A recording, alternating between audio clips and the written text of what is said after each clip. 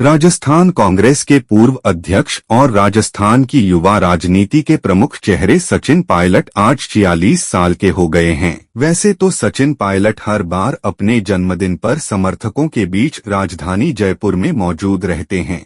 उनके समर्थक भी उनका जन्मदिन जबरदस्त उत्साह के साथ मनाते हैं, जो सचिन पायलट के शक्ति प्रदर्शन में तब्दील हो जाता है। लेकिन इस बार पायलट अपने जन्मदिन पर विदेश दौरे पर होने के चलते जन्मदिन पर जयपुर नहीं आएंगे। हालांकि उनके समर्थकों के जोश में कोई कमी नहीं है।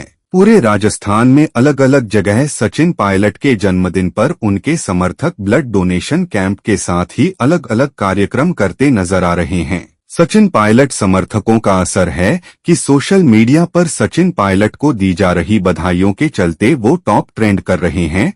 पायलट के जन्मदिन के बधाई के पोस्टरों से अटी राजधानी। सचिन पायलट को राजस्थान के ही नहीं बल्कि पूरे देश के युवाओं का राजनीतिक प्रतिनिधि माना जाता है।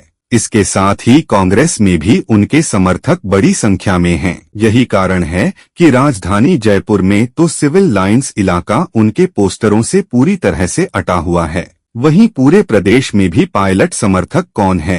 पायलट के जन्मदिन पर बड़ी संख्या में अपने नेता के जन्मदिन पर बधाइयां दी है। शुरुआती 10 साल में बहुत कुछ मिला। बीते 10 साल राजनीतिक संघर्षों में बीता। सचिन पायलट का राजनीतिक जीवन जब शुरू हुआ तब उनके पिता राजेश पायलट की विरासत और उनके खुद के करिश्माई व्यक्तित्व के चलते वह कुछ सालों में ही केंद्र की राजनीति में स्थापित हो गए। भले ही वह अपनी परंपरागत सीट दौसा हो या अजमेर, उन्हें समर्थकों का खूब प्यार मिला। जब दौसा लोकसभा से सचिन पायलट 26 साल की उम्र में सांसद बनकर पहुंचे, उस समय वह देश के सबसे युवा उम्र में सांसद बनने वाले नेता थे। दूसरी बार जब वह अजमेर से सांसद बने तो उनकी लोकप्रियता ही थी कि पायलट को केंद्रीय मंत्री बनाया गया।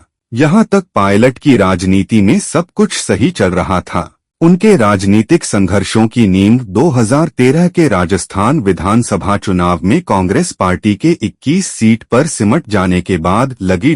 साल 2014 में सचिन पायलट को सोनिया गांधी ने कांग्रेस का अध्यक्ष बनाकर जयपुर भेजा। पायलट ने भी इस चैलेंज को स्वीकार किया और मोदी लहर का सामना करते हुए 2014 के अजमेर चुनाव में उन्हें पहली हार का भी सामना किया।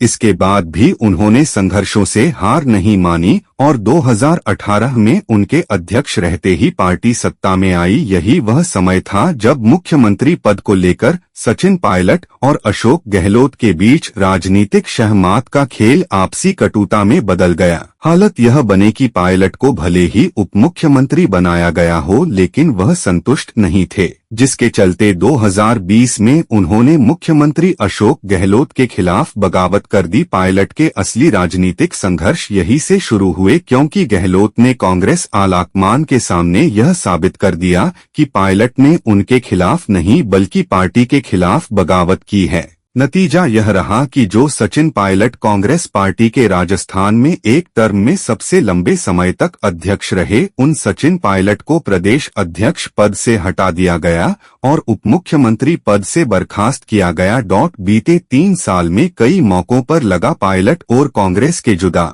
पायलट ने दिया धैर्य का परिचय।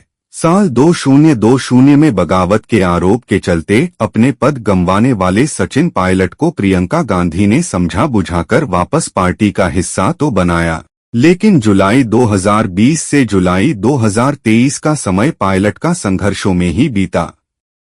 इस दौरान कई ऐसे मौके आए जब लगा कि पायलट और कांग्रेस के रास्ते अब जुदा हैं, लेकिन तमाम चर्चाओं के बीच आखिर सचिन पायलट ने यह साबित किया कि उनकी नाराजगी कांग्रेस पार्टी से नहीं है बल्कि व्यक्ति विशेष की गलत नीतियों से है, जिसके चलते राजस्थान में सरकार रिपीट नहीं होगी। यही कारण था कि सचिन पायलट को लेकर कहा जाने लगा कि वह खुद कांग्रेस से अलग हो जाएंगे, फिर पार्टी उन पर कार्रवाई कर सकती है। लेकिन ऐसा कुछ नहीं हुआ और सचिन पायलट अब कांग्रेस पार्टी की सबसे महत्वपूर्ण कांग्रेस वर्किंग कमेटी के सदस्य बना दिए गए हैं, जो बताता है कि राजस्थान की भविष्य की राजनीति में सचिन पायलट कांग्रेस का एक महत्वपूर्ण हिस्सा रहेंगे।